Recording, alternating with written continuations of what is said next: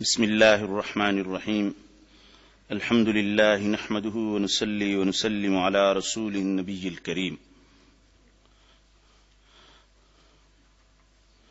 حضرت حکیم الامت رحمہ اللہ تعالی کا تفصیلی ملفوظ بیان کیا جا رہا تھا، اس کا کچھ حصہ کل کے درس میں آیا۔ بقیہ یہ ہے، خود میرے سامنے نواب رامپور نے جو ایک آزاد شخص تھا یہ کہا کہ میں قادیانی کا اتنا غیر معتقد ہوں کہ اگر وہ قلعہ کو اٹھا کر اسٹیشن تک پہنچا دے، جب بھی میں یہی کہوں گا کہ وہ اہل باطل ہے اور اپنی آنکھوں کا بھی یقین نہ کروں بلکہ یہ سمجھوں گا کہ یہ غلط دیکھ رہی ہیں۔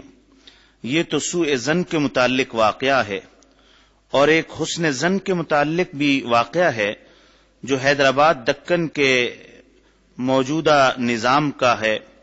میں حیدرآباد دکن گیا تو وہاں بھی احباب کے اصرار پر چند بار واز کہنے کا اتفاق ہوا۔ ان وازوں میں میں نے بہت نرمی اور لطف سے، جیسے کہ میری عادت ہے، بدعات کا کچھ رد بھی کیا۔ یہ وہاں کے مشائخ کو ناگوار ہوا اور اس پر شور و غل کیا، یہاں تک کہ نظام یعنی حاکم کی خدمت میں ایک درخواست پیش کی جس میں لکھا کہ 2 وازوں میں اتنا اثر ہوا ہے کہ اگر زیادہ واز ہوئے تو سارا شہر بگڑ جائے گا، ان کی آمد کو قانوناً بند کیا جائے۔ نظام یعنی حاکم نے دیکھ کر یہ کہا کہ اس کی بھی کوئی وجہ ہوگی تو ان کے پاس اعتراضات لکھ کر بھیجو اور وہ اعتراضات مع جوابات کے ہمیں دکھلاؤ، اس وقت ہم فیصلہ کریں گے۔ لوگ سمجھ گئے کہ نواب صاحب خفا ہو گئے اور انہیں اپنی روٹیوں کی فکر پڑ گئی۔ کہنے لگے کہ ہم نے تو لوگوں کے بہکانے سے لکھ دیا تھا، ہم کو دھوکہ دیا گیا، غلط روایتیں بیان کر کر کے ہم سے دستخط کرا لیے گئے، غرض سب نے بہانے کر کے اپنی جان بچائی۔ نواب صاحب نے معترضین سے چلتے وقت یہ بھی کہہ دیا کہ ساری دنیا کی قومیں تو متفق ہو رہی ہیں اور مسلمان ہیں کہ آپس میں لڑ رہے ہیں۔ اس سے بھی انہیں معلوم ہوا کہ نواز صاحب اس درخواست سے خفا ہیں۔ ان سے تو یہ کہا، مگر نواب صاحب نے بطور خود مولوی عبد الرحمن صاحب سہارنپوری سے، جن کے وہ بہت معتقد تھے، از خود میرے متعلق تحقیق کی۔ انہوں نے محبت سے جو کچھ میرے متعلق ان کے خیالات تھے وہ ظاہر کر دیے۔ پھر حافظ احمد صاحب سے بھی تحقیق کی، تھوڑا ہی اچھی طرح تحقیق کی۔ آخر بادشاہی کر رہے ہیں، اگر اہل نہ ہوتے تو اللہ تعالی سلطنت کیوں دیتے؟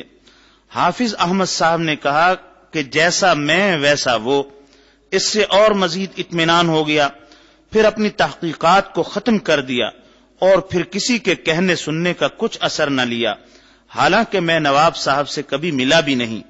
پھر اگر کسی نے کچھ کہنا چاہا تو کہہ دیا کہ میں مولوی عبد الرحمن صاحب سے تحقیق کر چکا ہوں اور میں ان کو ایسا سچا سمجھتا ہوں کہ اگر میں انہیں یعنی اشرف علی کو اپنی آنکھوں سے بھی کوئی گناہ کبیرہ کرتا ہوا دیکھ لوں، جب بھی انہیں سچا سمجھوں اور اپنی آنکھوں کو جھوٹا سمجھوں، اور یوں کہوں انما سکرت ابصارنا بل نحن قوم مسحورون۔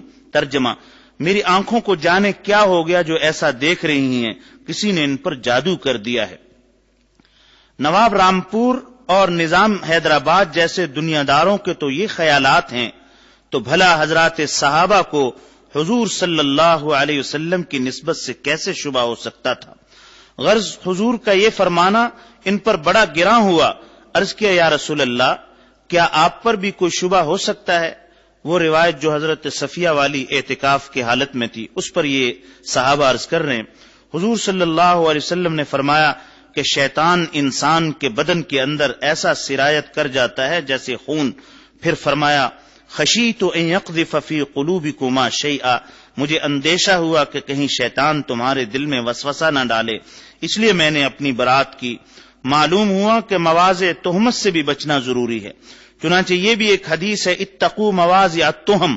گو بعض محدثین نے اس حدیث کی سند میں کلام کیا ہے، لیکن خود یہ مضمون تو حدیث صحیح سے ثابت ہے۔ مانا کہ ان لوگوں کا خیال غلط ہے، لیکن آپ تو متہم ہوئے، اور مواضع تہمت سے بھی بچنے کی تاکید ابھی حدیث سے معلوم ہو چکی ہے۔ جب حدیث موجود، قرآن موجود، تو پھر اور کیا چاہیے؟ کیا قرآن و حدیث یہود و نصارہ کے عمل کے لیے ہیں؟ کیا حق واجب کو وصول کرنا تو ضروری ہے مگر دینی مصلحت کا لحاظ کرنا ضروری نہیں؟ مولوی عبد الماجد صاحب روایت کرتے تھے کہ ایک سیاسی لیڈر نے ان سے کہا کہ میرا ایمان تو قریب زوال کے ہو گیا تھا، کیونکہ مولویوں کی طرف سے مجھے بہت بدگمانی ہو گئی تھی، علماء کی حالت دیکھ کر میرا ایمان پر قائم رہنا مشکل تھا، اسلام پر جو میں قائم ہوں تو مولانا محمود حسن صاحب کو دیکھ کر، حضرت شیخ الہند کو دیکھ کر، اگر ان کو نہ دیکھتا تو میرا ایمان زائل ہو جاتا۔ تو علماء کو ایسی وضع میں رہنا چاہیے کہ ان کو دیکھ کر لوگوں کے ایمان تازہ ہوں، بلکہ میں تو یہاں تک کہتا ہوں کہ چاہے یہ حالت ریا ہی سے ہو، ریا سے خود اس عمل کا ثواب تو نہ ہوگا مگر اس کا یہ عمل سبب ہوگا عزت دین کا۔ یہاں اہل علم کو یہ شبہ ہوگا کہ انما الاعمال بالنیات میں ارشاد ہے، پھر بدون قصد کے ثواب کیسے ہوگا؟ اس کا جواب یہ ہے کہ بلا نیت کے اعمال کا تو ثواب نہیں ہوتا، لیکن غیر اختیاری خیر کا تو ہو جاتا ہے۔ چنانچہ حضور اقدس صلی اللہ علیہ وسلم کا ارشاد ہے، اگر کوئی شخص کھیتی بوئے اور کوئی درخت لگاوے اور اس میں کوئی انسان یا بہیمہ یعنی جانور کھا لے تو اس کو اجر ملتا ہے۔ دیکھیں یہاں نیت کہاں ہے، بلکہ اس کے خلاف کی نیت اور کوشش ہے کہ کھانے والے کو روکتا ہے، کھلانے کی نیت تو کہاں۔ اگر بہائم کو کھاتا ہوا دیکھ لے تو ڈنڈوں سے خبر لے۔ تو دیکھیے جس انتفاع نفع پہنچانے کا وہ مخالف ہے اور اپنے عمل سے اس پر دلالت بھی قائم کر رہا ہے کہ میری نیت اس کی نہیں، پھر بھی اجر ملتا ہے، تو بلا نیت اجر ملنا صرف سبب خیر سے بدون مباشرت یعنی بلا واسطہ کے بھی ثابت ہو گیا۔ غرض انما الاعمال بالنیات میں حضور اقدس صلی اللہ علیہ وسلم نے جن اعمال کی قید لگائی ہے وہ اعمال اختیاریاں ہیں جن کا مباشر یعنی واسطہ ثواب ہوتا ہے، اور وہاں نیت پر موقوف ہے، نہ کہ اس خیر کا جس کا بلا قصد سبب بن گیا۔ بہرحال اس تقریر سے جو مؤید ہے حدیث سے یہ ثابت ہو گیا کہ جیسے مباشرت خیر یعنی براہ راست نیکی کرنا اس کا ثواب ہوتا ہے، سببیت خیر کا بھی ثواب ہوتا ہے۔ مگر باقی اگر یہ کہا جائے کہ مباشرت ریا یعنی ریا بالقصد اختیار کرنا اس کا تو گناہ ہوگا، تو میں کہتا ہوں ان الحسنات یذہبن السیئات، وہ ریا بھی امید ہے کہ معاف ہو جائے گا۔ اب بتائیے کیا اشکال رہا؟ مگر قرآن و حدیث کو کوئی سمجھے بھی۔ حق تعالی شانہ ہمیں عمل کی توفیق نصیب فرما دے۔